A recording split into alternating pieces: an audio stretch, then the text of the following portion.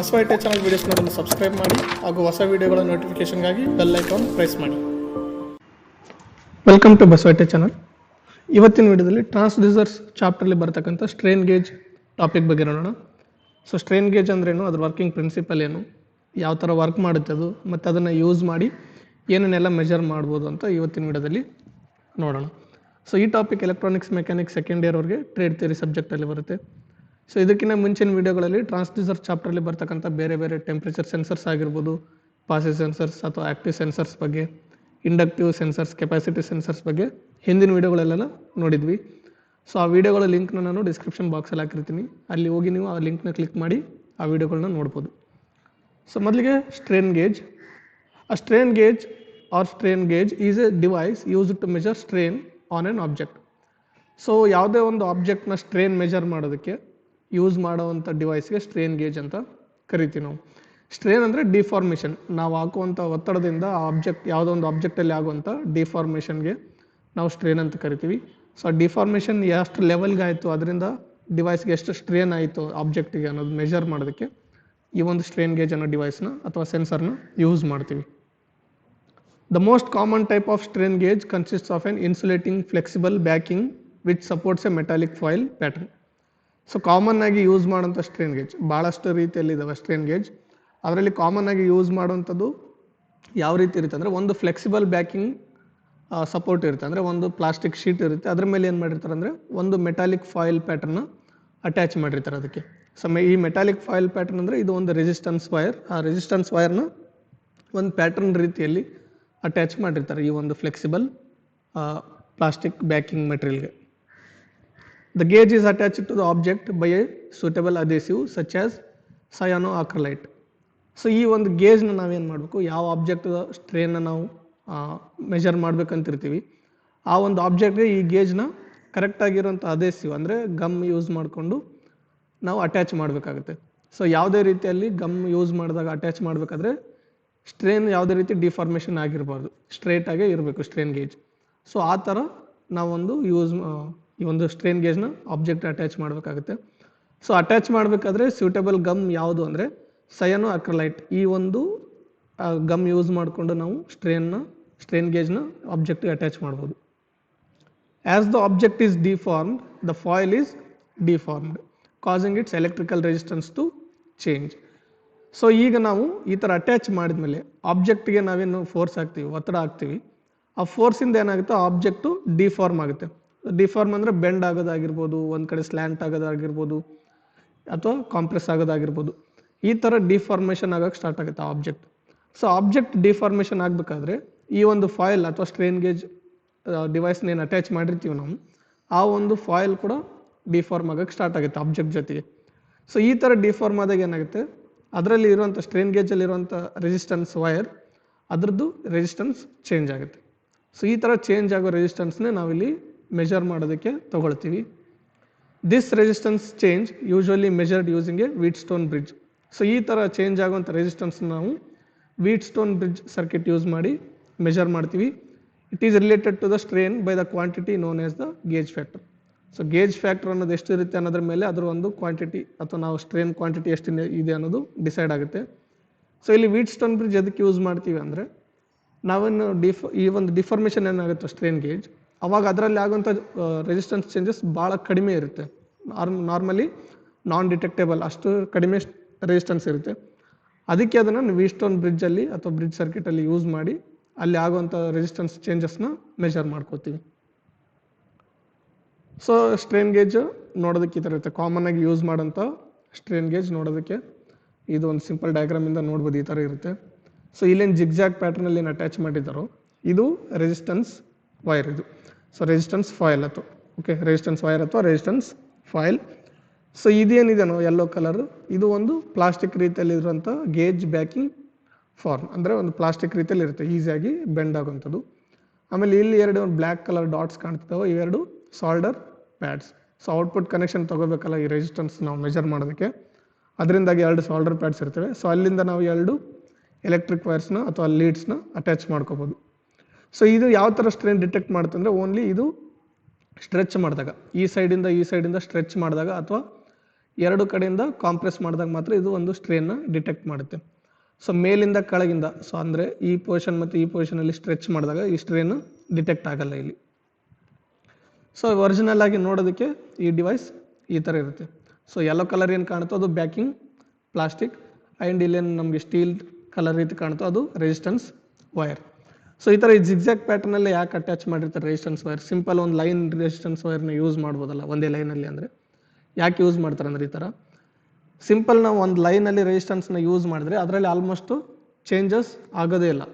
ಅದರಿಂದಾಗಿ ಈ ಥರ ಒಂದು ಭಾಳ ಲೆಂತ್ ಆಗಿರೋ ರೆಸಿಸ್ಟೆನ್ಸ್ ವೈರ್ನ ಜಿಗ್ಜ್ಯಾಗ್ ಪ್ಯಾಟರ್ನಲ್ಲಿ ಅಟ್ಯಾಚ್ ಮಾಡಿ ಈ ಸ್ಟ್ರೇನ್ ಗೇಜ್ನ ತಯಾರು ಮಾಡಿರ್ತಾರೆ. ಸೊ ಲೆಂತ್ ವೈರ್ ಇದ್ದಾಗ ಏನಾಗುತ್ತೆ ಅಲ್ಲಿ ಚೇಂಜಸ್ನ ನಾವು ಬೇಗ ಡಿಟೆಕ್ಟ್ ಮಾಡ್ಬೋದು. ಸೊ ಅದರಿಂದಾಗಿ ಈ ಥರ ಜಿಗ್ಜ್ಯಾಗ್ ಪ್ಯಾಟರ್ನಿಂದ ಲೆಂತ್ ಜಾಸ್ತಿ ಇರೋಂಥ ಲೆಂತ್ ವೈರ್ ತೊಗೊಂಡು ಅಟ್ಯಾಚ್ ಮಾಡಿರ್ತಾರೆ. Next working principle of strain gauge. So ಯಾವ ಥರ ವರ್ಕ್ ಆಗುತ್ತೆ ಸ್ಟ್ರೇನ್ ಗೇಜ್, ಅದರ ಪ್ರಿನ್ಸಿಪಲ್ ಏನು ಅಂತ ನೋಡೋದಾದರೆ, when force is applied to any metallic wire its length increases due to strain. So ಯಾವುದೇ ಒಂದು ಮೆಟಾಲಿಕ್ ವೈರ್ ಆಗಿರ್ಬೋದು ಅಥವಾ ಮೆಟಾಲಿಕ್ ಯಾವುದೇ ಒಂದು ಆಬ್ಜೆಕ್ಟ್ ಆಗಿರ್ಬೋದು, ಮೆಟಾಲಿಕ್ ವೈರ್ ಅಥವಾ ಆಬ್ಜೆಕ್ಟ್, ಅದರ ಲೆಂತ್ ಏನಾಗುತ್ತೆ ಫೋರ್ಸ್ ಆಗಿದಾಗ ಸ್ಟ್ರೇನಿಂದ ಇನ್ಕ್ರೀಸ್ ಆಗಕ್ಕೆ ಸ್ಟಾರ್ಟ್ ಆಗುತ್ತೆ. Okay, the more is the applied force more is the strain and more is the increase in length of the wire.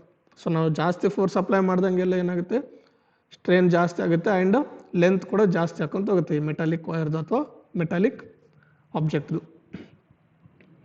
If L1 is the initial length of the wire and L2 is the final length after application of the force, the strain is given as. So ಇಲ್ಲಿ ಏನಾಗುತ್ತೆ length ಜಾಸ್ತಿ ಆದಂಗೆ ಇಲ್ಲಿ ಏನಾಗುತ್ತೆ resistance ಕೂಡ ಜಾಸ್ತಿ ಹಾಕೊಂತ ಹೋಗುತ್ತೆ ವೈರ್ದು. ಅದೇ ಲೆಂತ್ ಕಡಿಮೆ ಇದ್ದಾಗ ರೆಸಿಸ್ಟೆನ್ಸ್ ವೈರ್ದು ರೆಸಿಸ್ಟೆನ್ಸ್ ಕಡಿಮೆ ಇರುತ್ತೆ. ಸೊ ಈ ಥರ ನಾವು ಫೋರ್ಸ್ ಅಪ್ಲೈ ಮಾಡಿದಾಗ ಏನಾಗುತ್ತೆ ಲೆಂತ್ ಜಾಸ್ತಿ ಆಗೋದ್ರಿಂದ ರೆಸಿಸ್ಟೆನ್ಸ್ ಕೂಡ ಜಾಸ್ತಿ ಆಗುತ್ತೆ. ಸೊ ನಾವು ಇಲ್ಲಿ ಎಲ್ ಒನ್ ನಾವು ಇನಿಷಿಯಲ್ ಲೆಂತ್ ಅಂದರೆ ಫೋರ್ಸ್ ಹಾಕೋಕ್ಕೆ ಮುಂಚೆ, ಫೋರ್ಸ್ ಅಪ್ಲೈ ಮಾಡೋಕ್ಕೆ ಮುಂಚೆ ಇರೋಂಥ ಲೆಂತ್ನ L1 ಅಂತ ಕನ್ಸಿಡರ್ ಮಾಡಿ, ಆ್ಯಂಡ್ ಫೋರ್ಸ್ ಹಾಕಿದ ಮೇಲೆ ಫೈನಲ್ ಲೆಂತ್ ಏನಿರುತ್ತೋ ಅದನ್ನು ನಾವು L2 ಅಂತ ಕನ್ಸಿಡರ್ ಮಾಡಿದರೆ ಆವಾಗ ನಾವು ಸ್ಟ್ರೇನ್ನ ಕಂಡುಹಿಡಿಬೇಕಾದ್ರೆ ಈ ಫಾರ್ಮುಲಾನ ಯೂಸ್ ಮಾಡಬೇಕಾಗುತ್ತೆ. ಸೊ ಇದು ಸ್ಟ್ರೇನ್ ಸಿಂಬಲ್, ಇದು strain is equal to L2 minus L1 divided by L1. So again L2 ಅಂದರೆ ಫೋರ್ಸ್ ಅಪ್ಲೈ ಮಾಡಿದ ಮೇಲೆ ಆಗಿರುವಂಥ ಲೆಂತು, L1 ಅಂದರೆ ಫೋರ್ಸ್ ಅಪ್ಲೈ ಮಾಡೋಕ್ಕೆ ಮುಂಚೆ ಇರೋಂಥ ಲೆಂತ್, ರೆಸಿಸ್ಟೆನ್ಸ್ ವೈರ್ ಆಗಿರ್ಬೋದು ಅಥವಾ ಆಬ್ಜೆಕ್ಟ್ ಆಗಿರ್ಬೋದು, and divided by L1. So ಈ ಫಾರ್ಮುಲಾದಲ್ಲಿ L1 L2 ವ್ಯಾಲ್ಯೂಸ್ನ ಸಬ್ಸ್ಟಿಟ್ಯೂಟ್ ಮಾಡಿ ನಾವು ಕ್ಯಾಲ್ಕುಲೇಟ್ ಮಾಡಿದರೆ ಸ್ಟ್ರೇನ್ ಎಷ್ಟಿದೆ ಅನ್ನೋದು ಗೊತ್ತಾಗುತ್ತೆ. Further as the length of the stretched wire increases the diameter increases, this changes the resistance. So ಈ ಥರ ಲೆಂತ್ ನಾವು ಫೋರ್ಸ್ ಹಾಕಿದಾಗ ಏನಾಗುತ್ತೆ ವೈರ್ ಲೆಂತ್ ಇನ್ಕ್ರೀಸ್ ಆಗುತ್ತೆ, ಅವಾಗ ಡಯಾಮೀಟರ್ ಏನಾಗುತ್ತೆ ಕಡಿಮೆ ಆಗುತ್ತೆ. ಸೊ ದಪ್ಪ ಇರೋಂಥ ವೈರ್ ಏನಾಗುತ್ತೆ ತೆಳ್ಳಗೆ ಹಾಕ್ಕೊಂಡು ಬರುತ್ತೆ ಆ್ಯಂಡ್ ಉದ್ದ ಹಾಕ್ಕೊಂತ ಹೋಗುತ್ತೆ ಫೋರ್ಸ್ ಹಾಕಿದಾಗ. ಸೊ ಇದು ಏನು ಮಾಡುತ್ತೆ ಅಂದರೆ ಆ ವೈರ್ದಲ್ಲಿರೋಂಥ ರೆಸಿಸ್ಟೆನ್ಸ್ನ ಚೇಂಜ್ ಮಾಡುತ್ತೆ. This change in resistance of the conductor can be measured easily and calibrated against the applied force. So ಈ ಥರ ಏನು ರೆಸಿಸ್ಟೆನ್ಸ್ ಚೇಂಜ್ ಆಗುತ್ತೆ ಫೋರ್ಸ್ ಹಾಕೋದ್ರಿಂದ ಒಂದು ವೈರಲ್ಲಿ, ಅದನ್ನು ಈಸಿಯಾಗಿ ಮೆಜರ್ ಮಾಡಿ ಅದನ್ನು ಫೋರ್ಸ್ಗೆ ಅಪ್ಲೈಡ್ ಫೋರ್ಸ್ ಮೆಜರ್ ಮಾಡೋಂಗೆ ನಾವು ಕ್ಯಾಲಿಬ್ರೇಟ್ ಮಾಡ್ಬೋದು. And next the strain gauges can be used to measure force and related parameters like displacement and stress. So strain ಗೇಜ್ನ ಓನ್ಲಿ ಸ್ಟ್ರೇನ್ನಷ್ಟೇ ಯೂಸ್ ಮೆಜರ್ ಮಾಡೋದಕ್ಕೆಲ್ಲ ಫೋರ್ಸ್ ಆಗಿರ್ಬೋದು ಅಥವಾ ಫೋರ್ಸಿಗೆ ರಿಲೇಟೆಡ್ ಆಗಿರೋಂಥ ಪ್ಯಾರಾಮೀಟರ್ಸ್, ಫಾರ್ ಎಕ್ಸಾಂಪಲ್ ಪ್ರೆಷರ್ ಆಗಿರ್ಬೋದು, ವೈಬ್ರೇಷನ್ ಆಗಿರ್ಬೋದು, ಅಥವಾ ಡಿಸ್ಪ್ಲೇಸ್ಮೆಂಟ್ ಆಗಿರ್ಬೋದು, ಸ್ಟ್ರೆಸ್ ಆಗಿರ್ಬೋದು, ಈ ಥರ ಎಲ್ಲ ಕ್ವಾಂಟಿಟೀಸ್ನ ನಾವು ಸ್ಟ್ರೇನ್ ಗೇಜಿಂದ ಮೆಜರ್ ಮಾಡ್ಬೋದು. ಸೊ ಇದು ಒಂದು ಬೇಸಿಕ್ ವರ್ಕಿಂಗ್ ಪ್ರಿನ್ಸಿಪಲ್ ಸ್ಟ್ರೇನ್ ಗೇಜ್ದು. ಸೊ ಇಲ್ಲಿ ನೋಡ್ಬೋದು ಇದು ಸ್ಟ್ರೇನ್ ಗೇಜ್. ಸೊ ಎರಡು ಕಡೆ ಲೆಂತ್ ಹಾಕಿದಾಗ ಎರಡು ಕಡೆ ನಾವು ಫೋರ್ಸ್ ಅಪ್ಲೈ ಮಾಡಿದಾಗ ಏನಾಗುತ್ತೆ ಟೆನ್ಷನ್ ಕ್ರಿಯೇಟ್ ಆಗುತ್ತೆ ಸ್ಟ್ರೇನ್ ಗೇಜ್ದು. ಎರಡು ಕಡೆಯಿಂದ ನಾವು ಜಗ್ಗಕ್ಕೆ ಅಥವಾ ಎಳೆಯೋಕ್ಕೆ ಸ್ಟಾರ್ಟ್ ಮಾಡಿದ್ರೆ ಸ್ಟ್ರೇನ್ ವೈರ್ ರೆಸಿಸ್ಟೆನ್ಸ್ ವೈರಲ್ಲಿ ಟೆನ್ಷನ್ ಕ್ರಿಯೇಟ್ ಆಗುತ್ತೆ. ಸೊ ಅವಾಗ ಲೆಂತ್ ಇನ್ಕ್ರೀಸ್ ಆಗುತ್ತೆ ಅದ್ರದ್ದು, ಆ್ಯಂಡ್ ರೆಸಿಸ್ಟೆನ್ಸ್ ಕೂಡ ಇನ್ಕ್ರೀಸ್ ಆಗುತ್ತೆ. ಅದೇ ಎರಡು ಕಡೆಯಿಂದ ನಾವು ಪ್ರೆಷರ್ನ ಅಪ್ಲೈ ಮಾಡಿದ್ರೆ ಅವಾಗ ಏನಾಗುತ್ತೆ ಇಲ್ಲಿ ರೆಸಿಸ್ಟೆನ್ಸ್ ಏನಾಗುತ್ತೆ ಕಂಪ್ರೆಸ್ ಆಗಕ್ಕೆ ಸ್ಟಾರ್ಟ್ ಆಗುತ್ತೆ ಈ ಒಂದು ರೆಸಿಸ್ಟೆನ್ಸ್ ವೈರ್. ಅವಾಗ ರೆಸಿಸ್ಟೆನ್ಸ್ ಏನಾಗುತ್ತೆ ಡಿಕ್ರೀಸ್ ಆಗಕ್ಕೆ ಸ್ಟಾರ್ಟ್ ಆಗುತ್ತೆ. ಸೊ ಈ ಥರ ಲ್ಯಾಟ್ರಲ್ ಫೋರ್ಸಸ್ ಏನಿರ್ತಾವೆ ಅಂದರೆ ನಾವು ಅಡ್ಡಾಗಿ ಅಥವಾ ಮೇಲೆ ಕೆಳಗೆ ಅಪ್ಲೈ ಮಾಡೋಂಥ ಫೋರ್ಸಸ್ ಏನಿರ್ತಾವೆ ಅದರಿಂದ ಯಾವುದೇ ರೀತಿ ಚೇಂಜಸ್ ಇಲ್ಲಿ ಆಗಲ್ಲ ಗೇಜಸಲ್ಲಿ. So resistance measured between these points. So ಇಲ್ಲಿ ಏನು ಎರಡು ಸಾಲ್ಡರಿಂಗ್ ಪಾಯಿಂಟ್ಸ್ ಇರ್ತಾವೋ ಆ ಪಾಯಿಂಟ್ಸ್ಗಳ ಮಧ್ಯೆ ನಾವು ಈ ಒಂದು ಸ್ಟ್ರೇನ್ ಗೇಜ್ದು ರೆಸಿಸ್ಟೆನ್ಸ್ನ ಮೆಜರ್ ಮಾಡ್ಕೋತೀವಿ. ಸೊ ಅದನ್ನು ಔಟ್ಪುಟ್ ಪಾಯಿಂಟ್ಸ್ ಅಂತಲೂ ನಾವು ಕರಿಬೋದು. Next strain gauge resistance. So ಯಾವ ಥರ ಸ್ಟ್ರೇನ್ ಗೇಜ್ ರೆಸಿಸ್ಟೆನ್ಸ್ ಇರುತ್ತೆ, ಎಷ್ಟಿರುತ್ತೆ, ನಾರ್ಮಲ್ ಇದ್ದಾಗ ಎಷ್ಟು ರೆಸಿಸ್ಟೆನ್ಸ್ ಇರುತ್ತೆ, ಯಾವ ಥರ ರೆಸಿಸ್ಟೆನ್ಸ್ ಇರುವಂಥ ಸ್ಟ್ರೈನ್ ಗೇಜಸ್ ಅವೈಲೇಬಲ್ ಇದೆ ಅಂತ ನೋಡೋದಾದರೆ different resistance producing strain gauges are available. So ಬೇರೆ ಬೇರೆ ರೀತಿ ರೆಸಿಸ್ಟೆನ್ಸ್ ಪ್ರೊಡ್ಯೂಸ್ ಅಂದರೆ ಬೇರೆ ಬೇರೆ ವ್ಯಾಲ್ಯೂ ಇರುವಂಥ ರೆಸಿಸ್ಟೆನ್ಸ್ ಅವೈಲೇಬಲ್ ಇರುವಂಥ ಗೇಜಸ್ಗಳು ಅವೈಲೇಬಲ್ ಇದ್ದಾವೆ. This resistance is unstressed resistance of the strain gauge. So ಈ ರೆಸಿಸ್ಟೆನ್ಸ್ ಎಷ್ಟು ಇರುತ್ತೆ ಅನ್ನೋದು ಅದು ಅಂಡರ್ ಸ್ಟ್ರೆಸ್ ಅಂದರೆ ಯಾವುದೇ ರೀತಿ ಫೋರ್ಸ್ ಹಾಕ್ಲಾರ್ದಾಗ ಏನಿರುತ್ತೋ ಆ ಒಂದು ರೆಸಿಸ್ಟೆನ್ಸ್ ಆಗಿರುತ್ತೆ. ಇದು typical strain gauge resistance ranges from 30 Ω to 3 kilo Ω. So normal ಆಗಿದ್ದಾಗ ಸ್ಟ್ರೈನ್ ಗೇಜ್ ಯಾವುದೇ ರೀತಿ ಫೋರ್ಸ್ ಅಪ್ಲೈ ಮಾಡದೇ ಇದ್ದಾಗ ಸೊ ಅಲ್ಲಿ 30 Ω ಇಂದ ಹಿಡಿದು 3 kilo Ω ವರೆಗೂ ಇರುವಂಥ ಸ್ಟ್ರೈನ್ ಗೇಜಸ್ ಅವೈಲೇಬಲ್ ಇದ್ದಾವೆ. ಅಂದರೆ 30 Ω ಇಂದ ನಾರ್ಮಲ್ ಸ್ಟ್ರೈನ್ ಗೇಜ್ ತೊಗೊಂಡಾಗೇನು ಯಾವುದೇ ರೀತಿ ಫೋರ್ಸ್ ಅಪ್ಲೈ ಮಾಡಿದಾಗೇನು ರೆಸಿಸ್ಟೆನ್ಸ್ ಇರುತ್ತೋ ಅದನ್ನು ನಾವು ಗೇಜ್ ರೆಸಿಸ್ಟೆನ್ಸ್ ಅಂತ ಕರಿತೀವಿ. ಸೊ ಆ ಗೇಜ್ ರೆಸಿಸ್ಟೆನ್ಸ್ ಬೇರೆ ಬೇರೆ ಸ್ಟ್ರೈನ್ ಗೇಜಸ್ದು ಬೇರೆ ಬೇರೆ ರೀತಿ ಇರುತ್ತೆ. ಸೊ ಬೇರೆ ಬೇರೆ ರೆಸಿಸ್ಟೆನ್ಸಲ್ಲಿ ಕೂಡ ಅವೈಲೇಬಲ್ ಇದ್ದಾವೆ. ಸೊ ಆ ರೆಸಿಸ್ಟೆನ್ಸ್ ರೇಂಜ್ ಎಲ್ಲಿಂದ ಎಲ್ಲಿವರೆಗೆ ಇರುತ್ತೆ ಅಂದರೆ 30 Ohms ಇಂದ ಹಿಡಿದು ಅಪ್ ಟು 3 kilo Ohms ಅಥವಾ 3000 Ohms ವರೆಗೂ ಈ ಥರ ಸ್ಟ್ರೈನ್ ಗೇಜಸ್ ಅವೈಲೇಬಲ್ ಇದ್ದಾವೆ. This resistance May change only A fraction of A percent for the full force range of the gauge. So ಈ ರೆಸಿಸ್ಟೆನ್ಸ್ ಏನಿರುತ್ತೋ 30 Ohms ಇಂದ 3000 Ohms ಅಥವಾ 3 kilo Ohms ಎಷ್ಟಾದರೂ ಇರ್ಬೋದು. ನಾವು ಇದಕ್ಕೆ ಫೋರ್ಸ್ ಅಪ್ಲೈ ಮಾಡಿದಾಗ ಓನ್ಲಿ ಫ್ರ್ಯಾಕ್ಷನ್ ಆಫ್ ಪರ್ಸೆಂಟ್ ಅಷ್ಟು ಮಾತ್ರ ರೆಸಿಸ್ಟೆನ್ಸ್ ಚೇಂಜ್ ಆಗುತ್ತೆ. ಈ ಗೇಜ್ಗೆ ನಾವು ಫುಲ್ ಫೋರ್ಸ್ ಹಾಕಿದಾಗ ಅಂದರೆ ಲಿಮಿಟ್ ಏನಿರುತ್ತೋ ಮ್ಯಾಕ್ಸಿಮಮ್ ಲಿಮಿಟ್ ಒಂದು ಸ್ಟ್ರೈನ್ ಗೇಜ್ದು ಮ್ಯಾಕ್ಸಿಮಮ್ ಎಲಾಸ್ಟಿಕ್ ಲಿಮಿಟ್ ಏನಿರುತ್ತೋ ಅಷ್ಟು ಫೋರ್ಸ್ ಹಾಕಿದ್ರು ಕೂಡ ಅದರಲ್ಲಿ only fraction of percent of resistance ಮಾತ್ರ ಚೇಂಜ್ ಆಗುತ್ತೆ. Okay, and forces great enough to induce greater resistance changes would permanently deform the test specimen and or the gauge conductors themselves. So ಈ ಥರ ನಾವು ಫ್ರ್ಯಾಕ್ಷನಲ್ಲಿ change ಆಗುವಂಥ ಚೇಂಜಸ್ನ measure ಮಾಡೋದು ಭಾಳ ಕಷ್ಟ. So ಅದರಿಂದ ನಾವು ಏನು ಮಾಡ್ತೀವಿ ಮತ್ತು ಎಕ್ಸ್ಟ್ರಾ ಫೋರ್ಸ್ ಏನೋ ಹಾಕೋಕ್ಕೆ ಹೋದರೆ ಅದರ ಲಿಮಿಟ್ ದಾಟಿ ಫೋರ್ಸಸ್ ಹಾಕೋಕ್ಕೆ ಹೋದರೆ ಏನಾಗುತ್ತೆ ಅಲ್ಲಿ ಟೆಸ್ಟ್ ಸ್ಪೆಸಿಮೆನ್ ಏನಿರುತ್ತೋ ಟೆಸ್ಟ್ ಸ್ಪೆಸಿಮೆನ್ ಅಂದರೆ ಯಾವ ಆಬ್ಜೆಕ್ಟ್ಗೆ ನಾವು ಸ್ಟ್ರೈನ್ ಗೇಜನ್ನು ಅಟ್ಯಾಚ್ ಮಾಡ್ತೀವಿ ಅದು ಟೆಸ್ಟ್ ಸ್ಪೆಸಿಮೆನ್. ಸೊ ಅದು ಅಲ್ಲಿ ಡಿಫಾರ್ಮ್ ಆಗೋ ಚಾನ್ಸಸ್ ಇರುತ್ತೆ ಆ್ಯಂಡ್ ಸ್ಟ್ರೈನ್ ಗೇಜ್ ಕೂಡ ಡ್ಯಾಮೇಜ್ ಆಗುವಂಥ ಚಾನ್ಸಸ್ ಇರುತ್ತೆ. ಸೊ ಅದರಿಂದಾಗಿ ಏನಾಗುತ್ತೆ ನಾವು ಡೈರೆಕ್ಟಾಗಿ ಸೆನ್ಸ್ ಮಾಡೋದು ಭಾಳ ಕಷ್ಟ. ಸ್ಟ್ರೈನ್ ಗೇಜಲ್ಲಿ ಆಗುವಂಥ ಚೇಂಜಸ್ನ ಸೆನ್ಸ್ ಮಾಡೋದು ಡೈರೆಕ್ಟಾಗಿ ಭಾಳ ಕಷ್ಟ ಆಗುತ್ತೆ. So in order to use a strain gauge as a practical instrument we must measure extremely small changes in resistance with high accuracy. So ಇದನ್ನು ನಾವು ಪ್ರಾಕ್ಟಿಕಲ್ ಇನ್ಸ್ಟ್ರೂಮೆಂಟ್ ಆಗಿ ಸ್ಟ್ರೈನ್ ಗೇಜ್ನ ಬಳಸಬೇಕಾದ್ರೆ ಇದರಲ್ಲಿ ಆಗುವಂಥ ಎಕ್ಸ್ಟ್ರೀಮ್ ಸ್ಮಾಲ್ ಚೇಂಜಸ್ ಏನಿರ್ತಾವೋ ಅದನ್ನು ಹೈ ಅಕ್ಯುರೇಸಿ ರೇಂಜಲ್ಲಿ ನಾವು ಈ ರೆಸಿಸ್ಟೆನ್ಸ್ನ ಮೆಜರ್ ಮಾಡಬೇಕಾಗುತ್ತೆ. ಸೊ ಅದು ನಾರ್ಮಲ್ ಆಗಿ ಯಾವುದೇ ಒಂದು ಮೀಟ್ರಿಂದ ಮಾಡೋಕ್ಕೆ ಇಂಪಾಸಿಬಲ್ ಟಾಸ್ಕ್. ಸೊ ಅದರಿಂದಾಗಿ such demanding precision calls for A bridge measurement circuit. So ಡೈರೆಕ್ಟಾಗಿ ಮೆಜರ್ ಮಾಡೋದಕ್ಕೆ ಆಗದೇ ಇದ್ದಾಗ ಏನಾಗುತ್ತೆ ಇಲ್ಲಿ ಬ್ರಿಡ್ಜ್ ಮೆಜರ್ಮೆಂಟ್ ಸರ್ಕಿಟ್ನ ನಾವು ಯೂಸ್ ಮಾಡಬೇಕಾಗುತ್ತೆ. ಸ್ಟ್ರೈನ್ ಗೇಜಲ್ಲಿ ಆಗುವಂಥ ಚೇಂಜಸ್ನ ಮೆಜರ್ ಮಾಡಬೇಕಾದ್ರೆ ಈ ಬ್ರಿಡ್ಜ್ ಮೆಜರ್ಮೆಂಟ್ ಸರ್ಕಿಟ್ನ ಯೂಸ್ ಮಾಡಬೇಕು. ಸೊ ಏನು ಬ್ರಿಡ್ಜ್ ಮೆಜರ್ಮೆಂಟ್ ಸರ್ಕಿಟ್ ಅಂದರೆ a strain gauge bridge circuit indicates measured strain by the degree of imbalance. So ಇಲ್ಲಿ ಬ್ರಿಡ್ಜ್ ಸರ್ಕಿಟ್ ಅಂದರೆ ಇದು ವೀಟ್ಸ್ಟೋನ್ ಬ್ರಿಡ್ಜ್ ಮೊದಲೇ ಹೇಳ್ದಂಗೆ ವೀಟ್ಸ್ಟೋನ್ ಬ್ರಿಡ್ಜ್ ಸರ್ಕಿಟ್ನ ಯೂಸ್ ಮಾಡ್ತೀವಿ ನಾವು ಸ್ಟ್ರೈನ್ ಗೇಜಲ್ಲಿ ಆಗುವಂಥ ಚೇಂಜಸ್ನ ಮೆಜರ್ ಮಾಡೋದಕ್ಕೆ. ಸೊ ನಾರ್ಮಲ್ ಆಗಿ ವೀಟ್ಸ್ಟೋನ್ ಬ್ರಿಡ್ಜ್ ನೋಡಿದರೆ 4 ರೆಸಿಸ್ಟೆನ್ಸ್ ಇರ್ತವೆ, ಬ್ರಿಡ್ಜ್ ರೀತಿಯಲ್ಲಿ ಕನೆಕ್ಟೆಡ್ ಇರ್ತವೆ ಆ್ಯಂಡ್ 4 ರೆಸಿಸ್ಟೆನ್ಸ್ ಸೇಮ್ ವ್ಯಾಲ್ಯೂ ಇದ್ದಾಗ ಆ ಬ್ರಿಡ್ಜ್ ಬ್ಯಾಲೆನ್ಸ್ಡ್ ಆಗಿರುತ್ತೆ. ಅದೇ ಯಾವುದಾದ್ರೂ ಒಂದು ರೆಸಿಸ್ಟೆನ್ಸ್ ಚೇಂಜ್ ಆದರೆ ಅವಾಗ ಏನಾಗುತ್ತೆ ಬ್ರಿಡ್ಜ್ ಇಂಬ್ಯಾಲೆನ್ಸ್ ಆಗುತ್ತೆ. ಅಂದರೆ ಬ್ರಿಡ್ಜಲ್ಲಿ ಕರೆಂಟ್ ಫ್ಲೋ ಆಗುವಂಥ ರೀತಿ ಚೇಂಜ್ ಆಗುತ್ತೆ. ಸೊ ಅದೇ ಪ್ರಿನ್ಸಿಪಲ್ನ ಯೂಸ್ ಮಾಡಿ ಇಲ್ಲಿ ನಾವು ಬ್ರಿಡ್ಜ್ ಮೆಜರ್ಮೆಂಟ್ ಸರ್ಕಿಟ್ನ ಸ್ಟ್ರೈನ್ ಗೇಜ್ ಜೊತೆಗೆ ಯೂಸ್ ಮಾಡ್ತೀವಿ.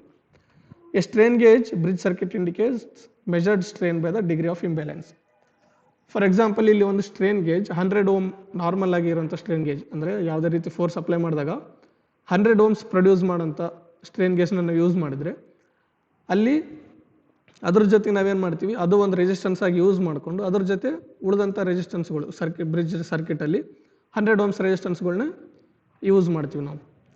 ಸೊ ಎಲ್ಲವನ್ನೂ 100 Ohms ಇದ್ದಾಗ ಏನಾಗುತ್ತೆ ಅಲ್ಲಿ ಬ್ರಿಡ್ಜ್ ಬ್ಯಾಲೆನ್ಸ್ಡ್ ಆಗಿರುತ್ತೆ, ಏನು ಚೇಂಜಸ್ ನಮಗೆ ಅಲ್ಲಿ ಗೊತ್ತಾಗಲ್ಲ. ಅದೇ ನಾವು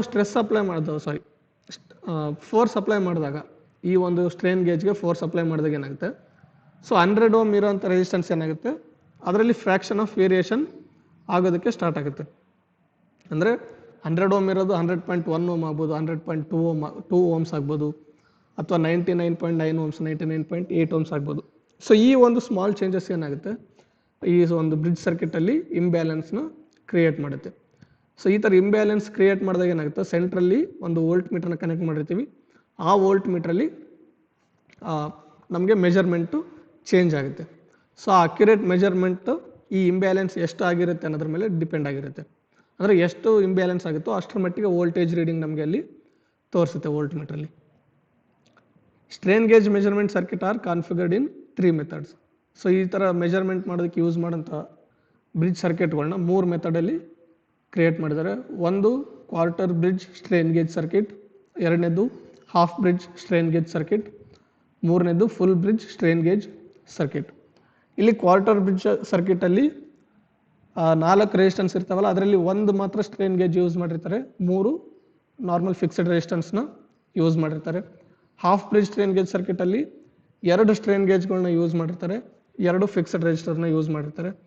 ಫುಲ್ ಬ್ರಿಡ್ಜ್ ಸ್ಟ್ರೇನ್ ಗೇಜ್ ಸರ್ಕಿಟಲ್ಲಿ 4 ರೆಸಿಸ್ಟೆನ್ಸ್ಗಳನ್ನ ಏನು ಮಾಡಿರ್ತಾರೆ, ಇಲ್ಲಿ ಸ್ಟ್ರೇನ್ ಗೇಜಿಂದ ರೀಪ್ಲೇಸ್ ಮಾಡಿರ್ತಾರೆ. ಅಂದರೆ ಇಲ್ಲಿ 4 ಸ್ಟ್ರೇನ್ ಗೇಜ್ಗಳನ್ನ ಯೂಸ್ ಮಾಡಿರ್ತಾರೆ, ಯಾವುದೇ ರೀತಿ ಫಿಕ್ಸ್ಡ್ ರೆಸಿಸ್ಟೆನ್ಸ್ಗಳು ಇರಲ್ಲ. So both half bridge and full bridge configuration grant greater sensitivity over the quarter bridge circuit. So first one ಏನಿದೆ quarter bridge strain gauge circuit compare ಮಾಡಿದರೆ ಉಳಿದಂಥ 2 ಹಾಫ್ ಬ್ರಿಡ್ಜ್ ಮತ್ತು ಫುಲ್ ಬ್ರಿಡ್ಜ್ ಸರ್ಕಿಟ್ಗಳು sensitivity ಜಾಸ್ತಿ ಇರ್ತವೆ. ಅಂದರೆ ನಮಗೆ ರೀಡಿಂಗ್ಸ್ನ ಅಕ್ಯುರೇಟ್ ಆಗಿ ಕೊಡುತ್ತೆ ಔಟ್ಪುಟ್ಟಲ್ಲಿ. But often it is not possible to bond complementary pairs of strain gauges to the test specimen. ಆದರೆ ಯಾವ ಆಬ್ಜೆಕ್ಟನ್ನು ಸ್ಟ್ರೇನ್ನ ನಾವು ಮೆಜರ್ ಮಾಡ್ತೀವಿ ಅದಕ್ಕೆ ಈ ಥರ ಮಲ್ಟಿಪಲ್ ಸ್ಟ್ರೇನ್ ಗೇಜಸ್ನ ಬಾಂಡ್ ಮಾಡೋದಕ್ಕೆ ಸ್ವಲ್ಪ ಕಷ್ಟ ಆಗ್ಬೋದು. ಸೊ ಅದರಿಂದಾಗಿ the quarter bridge circuit is frequently used in strain measurement systems. Only quarter bridge ಸರ್ಕಿಟ್ನ ಓನ್ಲಿ ಸ್ಟ್ರೇನ್ ಮೆಜರ್ ಮಾಡಬೇಕಾದ್ರೆ ಕ್ವಾರ್ಟರ್ ಬ್ರಿಡ್ಜ್ ಸರ್ಕಿಟ್ನ ಯೂಸ್ ಮಾಡ್ತಾರೆ. ಅಂದರೆ ಇಲ್ಲಿ ಒಂದೇ ಸ್ಟ್ರೇನ್ ಗೇಜ್ನ ಯೂಸ್ ಮಾಡಿರ್ತಾರೆ, ಒಂದೇ ಸ್ಟ್ರೇನ್ ಗೇಜ್ನ ಏನು ಮಾಡಿರ್ತಾರೆ, ಆಬ್ಜೆಕ್ಟ್ಗೆ ಅಟ್ಯಾಚ್ ಮಾಡಿರ್ತಾರೆ. When possible the full bridge configuration is the best to use. So ಎಲ್ಲಿ ಪಾಸಿಬಲ್ ಆಗುತ್ತೋ ಅಲ್ಲಿ ಫುಲ್ ಬ್ರಿಡ್ಜ್ ಸ್ಟ್ರೇನ್ ಗೇಜ್ ಸರ್ಕಿಟ್ನ ಯೂಸ್ ಮಾಡಿದ್ರೆ ಏನಾಗುತ್ತೆ, ಔಟ್ಪುಟ್ಟಲ್ಲಿ ಬೆಸ್ಟ್ ರಿಸಲ್ಟ್ನ ನಾವು ನೋಡ್ಬೋದು. So quarter bridge strain gauge circuit ಯಾವ ರೀತಿ ಇರುತ್ತೆ ಇಲ್ಲಿ ನೋಡ್ಬೋದು. ವೀಟ್ಸ್ಟೋನ್ ಬ್ರಿಡ್ಜ್ ಇದು. ಇಲ್ಲಿ R1 R2 R3 ಏನಿರ್ತವೆ ಸೇಮ್ ವ್ಯಾಲ್ಯೂ ಇರೋಂಥ ಫಿಕ್ಸೆಡ್ ರೆಸಿಸ್ಟೆನ್ಸ್ ಇರ್ತವೆ, ಒಂದು ರೆಸಿಸ್ಟೆನ್ಸ್ ಮಾತ್ರ ಸ್ಟ್ರೇನ್ ಗೇಜ್ ಇರುತ್ತೆ. ಸೊ ಇದಕ್ಕೆ ನಾವು ಪವರ್ ಸಪ್ಲೈ ಅಟ್ಯಾಚ್ ಮಾಡಿರ್ತೀವಿ, ಇಲ್ಲಿ ಮಧ್ಯದಲ್ಲಿ ಒಂದು ವೋಲ್ಟ್ ಮೀಟರ್ ಅಟ್ಯಾಚ್ ಮಾಡಿರ್ತೀವಿ, ವೋಲ್ಟ್ ಮೀಟರ್ನ ಕನೆಕ್ಟ್ ಮಾಡಿರ್ತೀವಿ. ಸೊ ಇಲ್ಲಿ ಸ್ಟ್ರೇನ್ ಗೇಜಲ್ಲಿ ಆಗುವಂಥ ಚೇಂಜಸ್ನ ಡಿಟೆಕ್ಟ್ ಮಾಡಿ ಇಲ್ಲಿ ಏನು ಮಾಡ್ತೀವಿ, ವೀಟ್ಸ್ಟೋನ್ ಬ್ರಿಡ್ಜ್ ಈ ವೋಲ್ಟೇಜಲ್ಲಿ ಚೇಂಜಸ್ನ ತೋರಿಸುತ್ತೆ. ಸೊ ಇದು quarter bridge strain gauge circuit. Next half bridge strain gauge circuit ಅಂದರೆ ಇಲ್ಲಿ 2 ಸ್ಟ್ರೇನ್ ಗೇಜ್ನ ಯೂಸ್ ಮಾಡ್ತೀವಿ ನಾವು. 2 ರೆಸಿಸ್ಟೆನ್ಸ್ ಫಿಕ್ಸ್ಡ್ ಇರ್ತವೆ, 2 ಸ್ಟ್ರೇನ್ ಗೇಜ್ಗಳನ್ನ ಯೂಸ್ ಮಾಡಿರ್ತೀವಿ. Next full bridge strain gauge circuit ನೋಡಿದರೆ 4 ಕೂಡ ನಾವು ಇಲ್ಲಿ ಸ್ಟ್ರೇನ್ ಗೇಜ್ಗಳನ್ನ ಯೂಸ್ ಮಾಡಿರ್ತೀವಿ. ಸೊ ಈ ಥರ 4 ಯೂಸ್ ಮಾಡಿದರೆ 4 ಸ್ಟ್ರೇನ್ ಗೇಜ್ಗಳನ್ನ ಯೂಸ್ ಮಾಡಿದರೆ ಅದಕ್ಕೆ full bridge strain gauge circuit ಅಂತ ಕರಿತೀವಿ. ಸೊ ಯಾವ ರೀತಿ ವರ್ಕ್ ಆಗುತ್ತೆ ಒಂದು ಸಿಂಪಲ್ ಎಕ್ಸಾಂಪಲ್ ನೋಡಿದರೆ ಸ್ಟ್ರೇನ್ ಗೇಜ್ದು. ಸೊ ಇಲ್ಲಿ ನೋಡ್ಬೋದು ಒಂದು ಟೆಸ್ಟ್ ಸ್ಪೆಸಿಮನ್ ಇದೆ, ಅಂದರೆ ಒಂದು ಆಬ್ಜೆಕ್ಟ್ ಇದೆ, ಇಲ್ಲಿ ಮೆಟಲ್ ಪೀಸ್ ಆಗಿರ್ಬೋದು ಅಥವಾ ಯಾವುದಾದ್ರೂ ಪ್ಲಾಸ್ಟಿಕ್ ಏನಾದರೂ ಪೀಸ್ ಆಗಿರ್ಬೋದು. ಇದು ಅದಕ್ಕೆ ಮೇಲೆ ಒಂದು ಸ್ಟ್ರೇನ್ ಗೇಜ್ ಮತ್ತು ಕೆಳಗಡೆ ಒಂದು ಸ್ಟ್ರೇನ್ ಗೇಜ್, 2 ಸ್ಟ್ರೇನ್ ಗೇಜ್ನ ಅಟ್ಯಾಚ್ ಮಾಡಿದ್ದಾರೆ ಇಲ್ಲಿ. ಸೊ ಇಲ್ಲಿ ನೋಡ್ಬೋದು ವೀಟ್ಸ್ಟೋನ್ ಬ್ರಿಡ್ಜ್ಗೆ ಹಾಫ್ ಬ್ರಿಡ್ಜ್ ಕಾನ್ಫಿಗರೇಷನಲ್ಲಿ 2 ಸ್ಟ್ರೇನ್ ಗೇಜ್ ಔಟ್ಪುಟ್ಸ್ನ ಕನೆಕ್ಟ್ ಮಾಡಿದ್ದಾರೆ. ಇಲ್ಲಿ 2 ಫಿಕ್ಸ್ಡ್ ರೆಸಿಸ್ಟೆನ್ಸ್ ಇರ್ತವೆ. ಸೊ 2 ಬ್ಲ್ಯಾಕ್ ಕಲರ್ ಏನಿದಾವೆ ಅವು ಫಿಕ್ಸ್ಡ್ ರೆಸಿಸ್ಟೆನ್ಸ್, ಈ ರೆಡ್ ಕಲರ್ ಮತ್ತು ಬ್ಲೂ ಕಲರ್ ಇರುವಂಥವು 2 ಸ್ಟ್ರೇನ್ ಗೇಜ್ ರೆಸಿಸ್ಟೆನ್ಸ್ಗಳು. ಅಂದರೆ ಈ ಸ್ಟ್ರೇನ್ ಗೇಜ್ ಔಟ್ಪುಟ್ನ ಇಲ್ಲಿ ಕನೆಕ್ಟ್ ಮಾಡಿರ್ತಾರೆ. ಸೊ ಮೇಲೆ ಇರೋದು ರೆಡ್ ಕಲರ್ ಸ್ಟ್ರೇನ್ ಗೇಜ್, ಕೆಳಗಡೆ ಇರೋದು blue colour strain gauge. So ಇಲ್ಲಿ when external force is not applied the bridge is balanced and the voltage reading in voltmeter will be 0. So ಯಾವುದೇ ರೀತಿ force ಹಾಕದೇ ಇದ್ದಾಗ ಈ ರೆಸಿಸ್ಟೆನ್ಸ್ ವ್ಯಾಲ್ಯೂಗಳು normal ಆಗಿ ಏನಿರುತ್ತೋ ಅದೇ ಇರುತ್ತೆ. Strain gauge resistance value normal force apply ಮಾಡಿದಾಗ ಯಾವ ರೆಸಿಸ್ಟೆನ್ಸ್ ಇರುತ್ತೋ ಅದೇ ರೀತಿ ರೆಸಿಸ್ಟೆನ್ಸ್ ಇರುತ್ತೆ. ಸೊ ಎಲ್ಲ 4 ರೆಸಿಸ್ಟೆನ್ಸ್ಗಳು ಇಲ್ಲಿ ಈಕ್ವಲ್ ಆಗಿರ್ತವೆ. ಸೊ ಇಲ್ಲಿ ವೋಲ್ಟ್ ಮೀಟರ್ ಯಾವಾಗ ಯಾವುದೇ ರೀತಿ ಚೇಂಜಸ್ನ ಡಿಟೆಕ್ಟ್ ಮಾಡಲ್ಲ, ಅಂದರೆ ಯಾವುದೇ ರೀತಿ ವೋಲ್ಟೇಜ್ ಇಲ್ಲಿ ತೋರಿಸಲ್ಲ, ಅಂದರೆ 0 ವೋಲ್ಟ್ ಇಂಡಿಕೇಟ್ ಮಾಡುತ್ತೆ. ಅದೇ ಇದೇ ಒಂದು ಸ್ಪೆಸಿಮೆನ್ಗೆ ಅಥವಾ ಇದೇ ಒಂದು ಅರೇಂಜ್ಮೆಂಟ್ಗೆ ನಾವು ಫೋರ್ಸ್ನ ಅಪ್ಲೈ ಮಾಡಿದಾಗ ಇಲ್ಲಿ ನೋಡ್ಬೋದು ಯಾವ ಥರ ಟೆಸ್ಟ್ ಸ್ಪೆಸಿಮೆನ್ ಬೆಂಡ್ ಆಗಿದೆ ಅಂತ. ಅದ್ರ ಜೊತೆ ಸ್ಟ್ರೇನ್ ಗೇಜ್ಗಳು ಕೂಡ ಬೆಂಡ್ ಆಗಿದ್ದಾವೆ. ಸೊ ಇಲ್ಲಿ ನೋಡ್ಬೋದು ಮೇಲೆ ಒಂದು ಸ್ಟ್ರೇನ್ ಗೇಜ್ ಏನಾಗಿದೆ ಸ್ಟ್ರೆಚ್ ಆಗಿದೆ, ಸೆಕೆಂಡ್ ಸ್ಟ್ರೇನ್ ಗೇಜ್ ಏನಿದೆ ಕೆಳಗಡೆ ಅದು ಕಾಂಪ್ರೆಸ್ ಆಗಿದೆ. ಸೊ ಮೇಲೆ ಇರುವಂಥ ಸ್ಟ್ರೇನ್ ಗೇಜ್ ವ್ಯಾಲ್ಯೂ ಏನಾಗುತ್ತೆ, ರೆಸಿಸ್ಟೆನ್ಸ್ ಏನಾಗುತ್ತೆ ಅದರದ್ದು ಜಾಸ್ತಿ ಹಾಕೊಂತ ಹೋಗುತ್ತೆ. ಅದೇ ಕೆಳಗಡೆ ಇರುವಂಥ ಸ್ಟ್ರೇನ್ ಗೇಜ್ ಕಾಂಪ್ರೆಸ್ ಆಗಿರೋದ್ರಿಂದ ಅದ್ರ ವ್ಯಾಲ್ಯೂ ಏನಾಗುತ್ತೆ, ರೆಸಿಸ್ಟೆನ್ಸ್ ವ್ಯಾಲ್ಯೂ ಕಡಿಮೆ ಹಾಕೊಂಡು ಬರುತ್ತೆ. ಸೊ ಒಂದ್ರದ್ದು ರೆಸಿಸ್ಟೆನ್ಸ್ ಜಾಸ್ತಿ ಆಯ್ತು, ಇವಾಗ ಒಂದರದ್ದು ರೆಸಿಸ್ಟೆನ್ಸ್ ಕಡಿಮೆ ಆಯಿತು. ಆದರೆ ಇಲ್ಲಿ ಎರಡು ರೆಸಿಸ್ಟೆನ್ಸ್ ಏನಿರ್ತವೆ ಫಿಕ್ಸ್ಡ್ ಇರ್ತವೆ. ಸೊ ಅವಾಗ ಇಲ್ಲಿ ಏನಾಗುತ್ತೆ, ಸರ್ಕ್ಯೂಟಲ್ಲಿ ಇಂಬ್ಯಾಲೆನ್ಸ್ ಕ್ರಿಯೇಟ್ ಆಗುತ್ತೆ. ಸೊ ದ ಬ್ರಿಡ್ಜ್ ನಾವು ಗೆಟ್ಸ್ ಅನ್ಬ್ಯಾಲೆನ್ಸ್ಡ್. ಸೊ ಇಲ್ಲಿ ಅನ್ಬ್ಯಾಲೆನ್ಸ್ಡ್ ಆಗುತ್ತೆ bridge and the voltage reading changes in the volt meter. So ನಾವು ಎಷ್ಟರ ಮಟ್ಟಿಗೆ ಫೋರ್ಸ್ ಹಾಕ್ತೀವಿ ಅಷ್ಟರ ಮಟ್ಟಿಗೆ ಈ ಸ್ಟ್ರೇನ್ ಗೇಜಸ್ ರೆಸಿಸ್ಟೆನ್ಸ್ಗಳು ಚೇಂಜ್ ಆಗುತ್ತೆ ಆ್ಯಂಡ್ ಅಷ್ಟರ ಮಟ್ಟಿಗೆ ಇಲ್ಲಿ ವೋಲ್ಟೇಜ್ ಚೇಂಜಸ್ ಆಗಿ ಆ ವೋಲ್ಟೇಜ್ ರೀಡಿಂಗ್ನ ಇಲ್ಲಿ ವೋಲ್ಟ್ ಮೀಟ್ರಲ್ಲಿ ತೋರಿಸುತ್ತೆ. ಸೊ ಇದಿಷ್ಟು ಯಾವ ಥರ ಸ್ಟ್ರೇನ್ ಗೇಜ್ ವರ್ಕ್ ಆಗುತ್ತೆ ಅನ್ನೋದು. ನೆಕ್ಸ್ಟ್ ಕೆಲವೊಂದು ಅಡ್ವಾಂಟೇಜಸ್ ನೋಡೋದಾದ್ರೆ ಸ್ಟ್ರೇನ್ ಗೇಜ್ದು, it can measure a very small strain of the order of 0.01 micro strain. So 0.01 micro strain, ಅಷ್ಟು ಕಡಿಮೆ ಆರ್ಡರಲ್ಲಿರುವಂಥ ವ್ಯಾಲ್ಯೂಸ್ನ ಅಥವಾ ಸ್ಟ್ರೇನ್ನ ಕೂಡ ಈ ಒಂದು ಸ್ಟ್ರೇನ್ ಗೇಜ್ ಮೆಜರ್ ಮಾಡುತ್ತೆ. It has a long working life of about 10 million operations. So ಇಲ್ಲಿ 10 ಮಿಲಿಯನ್ ಆಪ್ರೇಷನ್ಸ್ವರೆಗೂ ಈ ಒಂದು ಸ್ಟ್ರೇನ್ ಗೇಜ್ ಕರೆಕ್ಟಾಗಿ ವರ್ಕ್ ಆಗುತ್ತೆ. ಸೊ 10 ಮಿಲಿಯನ್ ಆಪ್ರೇಷನ್ಸ್ ಅಂದರೆ almost all 1 crore operations. 10 million ಅಂದರೆ 1 crore ಆಗುತ್ತೆ. ಸೊ ಅಷ್ಟು ಆಪ್ರೇಷನ್ಸ್ವರೆಗೂ ಈ ಒಂದು ಸ್ಟ್ರೇನ್ ಗೇಜ್ ವರ್ಕಿಂಗ್ ಲೈಫ್ ಇರುತ್ತೆ. It has high accuracy response of up to 10 to the power of 12 hertz. So ಇಷ್ಟು ಫ್ರೀಕ್ವೆನ್ಸಿ ರೇಂಜ್ವರೆಗೆ 10 to the power of 12 hertz frequency ರೇಂಜ್ವರೆಗೂ ಕೂಡ ಅಷ್ಟು ಫ್ರೀಕ್ವೆನ್ಸಿನ ಕೂಡ ಸಪೋರ್ಟ್ ಮಾಡುತ್ತೆ. It size is too small. So main advantage ಏನಂದರೆ ಇದ್ರ ಸೈಜ್ ಭಾಳ ಕಡಿಮೆ ಇರುತ್ತೆ, ಅದರಿಂದ ನಾವು ಈಸಿಯಾಗಿ ಇನ್ಸ್ಟಾಲ್ ಮಾಡ್ಬೋದು ಎಲ್ಲಿಯಾದರೂ. And there are no moving parts in it. So ಯಾವುದೇ ರೀತಿ ಮೆಕ್ಯಾನಿಕಲ್ ಅಥವಾ ಮೂವಿಂಗ್ ಪಾರ್ಟ್ಸ್ ಇದರಲ್ಲಿ ಇರೋದಿಲ್ಲ. ಸೊ ಇವಿಷ್ಟು ಒಂದು ಸ್ಟ್ರೇನ್ ಗೇಜ್ದು ಅಡ್ವಾಂಟೇಜಸ್. ನೆಕ್ಸ್ಟ್ ಡಿಸ್ಅಡ್ವಾಂಟೇಜಸ್ ನೋಡೋದಾದರೆ it's linearity is poor. So ಇದ್ರ ಲೀನಿಯಾರಿಟಿ ಭಾಳ ಪೂವರ್ ಆಗಿರುತ್ತೆ, ಭಾಳ ಕಡಿಮೆ ಇರುತ್ತೆ ಲೀನಿಯಾರಿಟಿ. ಅಂದರೆ ನಾನು 100 grams ಅಷ್ಟು ಫೋರ್ಸ್ ಹಾಕಿದಾಗ ಎಷ್ಟು ಚೇಂಜಸ್ ಆಗುತ್ತೋ, ಆಮೇಲೆ ಅದಕ್ಕಿಂತ ಮೇಲೆ 100 grams ಫೋರ್ಸ್ ಹಾಕಿದಾಗ ಅಷ್ಟೇ ಚೇಂಜಸ್ ಆಗಲ್ಲ, ಅದಕ್ಕಿಂತ ಸ್ವಲ್ಪ ಕಮ್ಮಿ ಆಗ್ಬೋದು ಅಥವಾ ಜಾಸ್ತಿ ಆಗ್ಬೋದು. ಸೊ ಅದಕ್ಕೆ ನಾವು ಲೀನಿಯಾರಿಟಿ ಅಂತ ಕರಿತೀವಿ, ಅದು ಭಾಳ ಪೂವರ್ ಇರುತ್ತೆ ಇಲ್ಲಿ. It needs to be calibrated. So ನಾವು ಸ್ಟ್ರೇನ್ನ ಮೆಜರ್ ಮಾಡಬೇಕು, ಔಟ್ಪುಟ್ಟಲ್ಲಿ ಫೋರ್ಸ್ನ ಮೆಜರ್ ಮಾಡಬೇಕು, ಸ್ಟ್ರೇನ್ದಿಂದ ಕ್ರಿಯೇಟ್ ಆಗಿರೋಂಥ ಎಷ್ಟು ಫೋರ್ಸ್ ಅಪ್ಲೈ ಮಾಡಿದ್ದೀವಿ ಅಂತ ಮೆಜರ್ ಮಾಡಬೇಕಾದ್ರೆ ಅದನ್ನು ಕ್ಯಾಲಿಬ್ರೇಟ್ ಮಾಡಬೇಕಾಗುತ್ತೆ. ಮೊದಲು ಯಾವುದೋ ಒಂದು ಮೈಕ್ರೋ ಕಂಟ್ರೋಲರ್ ಸರ್ಕ್ಯೂಟ್ಗೋ ಅಥವಾ ಕಂಪ್ಯೂಟರ್ಗೋ ಕನೆಕ್ಟ್ ಮಾಡಿ ನಾವು ಅದನ್ನು ಕ್ಯಾಲಿಬ್ರೇಟ್ ಮಾಡಬೇಕಾಗುತ್ತೆ. ಡೈರೆಕ್ಟಾಗಿ ಔಟ್ಪುಟ್ ಬರೋದು ನಮಗೆ ಅಕ್ಯುರೇಟಾಗಿ ಇರಲ್ಲ. It is sensitive to temperature changes. So ಅದ್ರ ಸುತ್ತಮುತ್ತ ಇರೋಂಥ ರೂಮ್ ಟೆಂಪ್ರೇಚರ್ ಅಥವಾ ಆಬ್ಜೆಕ್ಟ್ ಟೆಂಪ್ರೇಚರ್ ಏನಾದರೂ ಚೇಂಜ್ ಆದರೆ ಸೊ ಸ್ಟ್ರೇನ್ ಗೇಜಲ್ಲಿ ಔಟ್ಪುಟ್ ಪ್ರೊಡ್ಯೂಸ್ ಆಗೋಂಥ ರೆಸಿಸ್ಟೆನ್ಸಲ್ಲಿ ಕೂಡ ಚೇಂಜಸ್ ಆಗುತ್ತೆ. ಸೊ ಅದರಿಂದಾಗಿ ನಮಗೆ ಔಟ್ಪುಟ್ಟಲ್ಲಿ ಎರರ್ ಕ್ರಿಯೇಟ್ ಆಗೋಂಥ ಚಾನ್ಸಸ್ ಭಾಳ ಇರುತ್ತೆ. It is difficult to attach to the object under observation. So ಯಾವ ಒಂದು ಆಬ್ಜೆಕ್ಟ್ಗೆ ನಾವು ಇದನ್ನು ಅಟ್ಯಾಚ್ ಮಾಡಬೇಕಂತ ಇರ್ತೀವಿ ಅದು ಇಲ್ಲಿ ಡಿಫಿಕಲ್ಟ್ ಟಾಸ್ಕ್. ಯಾವುದೇ ರೀತಿ ಸ್ಟ್ರೇನ್ ಗೇಜಲ್ಲಿ ಡಿಫಾರ್ಮೇಷನ್ ಆಗದೇ ರೀತಿ ನಾವಿಲ್ಲಿ ಅಟ್ಯಾಚ್ ಮಾಡಬೇಕಾಗುತ್ತೆ. ಸೊ ಅದಿಷ್ಟು ಡಿಸ್ಅಡ್ವಾಂಟೇಜಸ್. ನೆಕ್ಸ್ಟ್ ಕೆಲವೊಂದು ಅಪ್ಲಿಕೇಶನ್ಸ್ ನೋಡೋದಾದರೆ ಸ್ಟ್ರೇನ್ ಗೇಜ್ನ ಎಲ್ಲೆಲ್ಲಿ ಯೂಸ್ ಮಾಡ್ತಾರಂತ ನೋಡೋದಾದರೆ ರೆಸಿಡ್ಯುವಲ್ ಸ್ಟ್ರೆಸ್. ಸೊ ನಾರ್ಮಲ್ ಸ್ಟ್ರೆಸ್ನ ಮೆಜರ್ ಮಾಡೋದಕ್ಕೆ ಸ್ಟ್ರೇನ್ ಗೇಜ್ನ ಯೂಸ್ ಮಾಡ್ತಾರೆ. And vibration measurement. ಸೊ ವೈಬ್ರೇಷನ್ನ ಡಿಟೆಕ್ಟ್ ಮಾಡೋದಕ್ಕೆ ಅಥವಾ ಮೆಜರ್ ಮಾಡೋದಕ್ಕೆ ಕೂಡ ಸ್ಟ್ರೇನ್ ಗೇಜ್ನ ಯೂಸ್ ಮಾಡ್ತಾರೆ. ಟಾರ್ಕ್ ಮೆಜರ್ಮೆಂಟ್, ಟಾರ್ಕ್ನ ಮೆಜರ್ ಮಾಡೋದಕ್ಕೆ ಕೂಡ ಸ್ಟ್ರೇನ್ ಗೇಜ್ನ ಯೂಸ್ ಮಾಡ್ತಾರೆ. And bending and deflection measurement. So bending ಮತ್ತು ಡಿಫ್ಲೆಕ್ಷನ್ ಅಂದರೆ ಎಷ್ಟರ ಮಟ್ಟಿಗೆ ಬೆಂಡ್ ಆಯಿತು ಅಥವಾ ಡಿಫ್ಲೆಕ್ಟ್ ಆಯಿತು ಯಾವುದೊಂದು ಆಬ್ಜೆಕ್ಟ್ ಅನ್ನೋದು ಮೆಜರ್ ಮಾಡೋದಕ್ಕೆ ಸ್ಟ್ರೇನ್ ಗೇಜ್ನ ಯೂಸ್ ಮಾಡ್ತಾರೆ. Compression and tension measurement. So compress ಮಾಡೋದಾಗಿರ್ಬೋದು, ಟೆನ್ಷನ್ ಮಾಡೋದಾಗಿರ್ಬೋದು, ಅದನ್ನು ಮೆಜರ್ ಮಾಡೋದಕ್ಕೆ ಸ್ಟ್ರೇನ್ ಗೇಜ್ನ ಯೂಸ್ ಮಾಡ್ತಾರೆ. And finally normal strain measure ಮಾಡೋದು ಕೂಡ ಈ ಸ್ಟ್ರೇನ್ ಗೇಜ್ನ ಯೂಸ್ ಮಾಡ್ತಾರೆ.